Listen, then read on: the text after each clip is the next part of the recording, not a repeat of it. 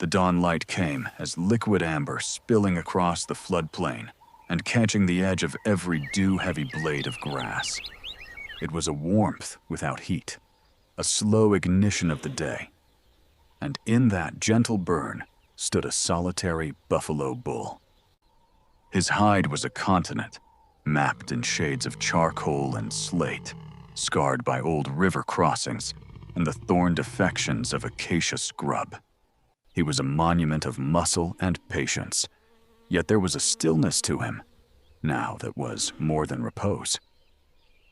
It was an incompleteness, a silence made visible for the usual attendant was missing. The small, sharp-eyed groomer with the scimitar beak and the chattering call was nowhere to be seen, and the bull's massive frame wore that absence like a phantom limb. For seasons beyond counting, the partnership had been a perfect symbiosis, written on the skin of the Savanna. The Oxpecker had known every contour of that body, every fold and crevice, every spot where the blood-hungry ticks congregated in soft, engorged clusters.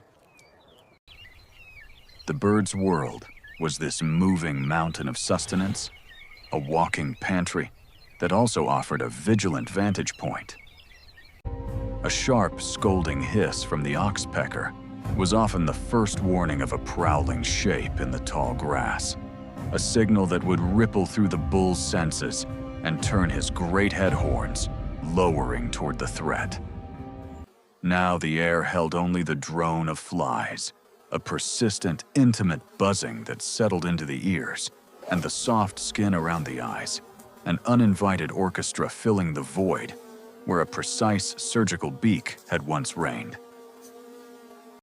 A particular tick, bloated and gray with its stolen meal, anchored itself just behind the bull's left ear, a spot the oxpecker would have scoured clean with a few deft pecks.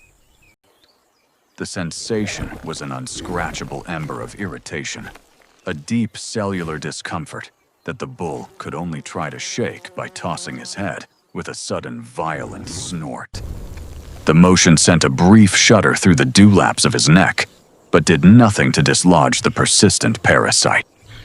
Meanwhile, the sun climbed higher, flattening the light and draining the landscape of its early morning softness. The heat began to rise from the earth in shimmering waves, and the flies, animated by the growing warmth, multiplied their efforts, forming a shimmering halo of tiny black bodies around his muzzle. Outside the day was a tapestry of vibrant, uncaring life. A herd of impala drifted past like scattered seed pods, their slender legs barely seeming to touch the ground. They paid the great bull no heed, their own social world, a constant flow of soft grunts and nervous twitches. A lilac-breasted roller, a flash of impossible turquoise, and violet tumbled from a bare branch, snatched a grasshopper from midair, and returned to its perch in a single fluid motion. It was a world operating on the raw edge of instinct and survival, a stage from which the bull's personal discomfort had withdrawn him.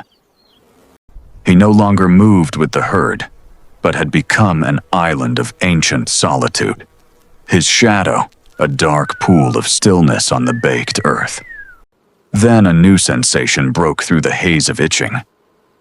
It was not the precise, needle-like pressure of the oxpecker's grip, but a rougher, more abrasive texture.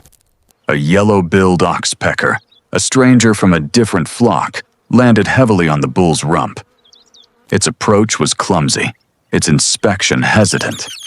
It pecked at a dried patch of mud rather than a juicy tick, and its alarm call when it came was a fraction too late.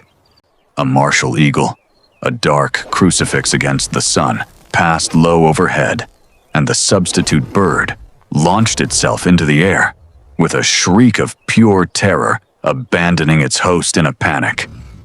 The bull, startled by the sudden commotion, did not receive the clean, coordinated warning his former partner would have provided. Instead, he was left with a jolt of adrenaline, his flanks quivering as he stood.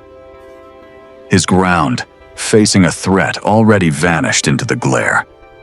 Eventually, the earth itself seemed to offer a kind of brute therapy. He found a dust wallow, a great bowl of powdered ochre carved into the plain by generations of his kind. With a deep, groaning exhalation, he lowered his massive forequarters and then surrendered his entire weight to the ground. Rolling with a desperate, almost joyful abandon, the fine dust engulfed him in a cloud coating the ticks, clogging the fly's wings, penetrating the deep cracks in his hide to suffocate the biting things in a dry, choking shroud. For a moment, lying on his side with his legs churning the air, he looked less like a weathered old warrior and more like a great calf released back into the simple mechanics of relief. The wallow was a muffled mineral world, and within its embrace, the absence of his partner was not a sharp, specific pain, but a dull ache, soothed by the earth's indifferent caress. As the sun began its slow dissolve into the horizon, painting the dust on his hide, a deep, burnished copper, the bull heaved himself upright. The relief was temporary, a fleeting bomb already beginning to crack as he moved.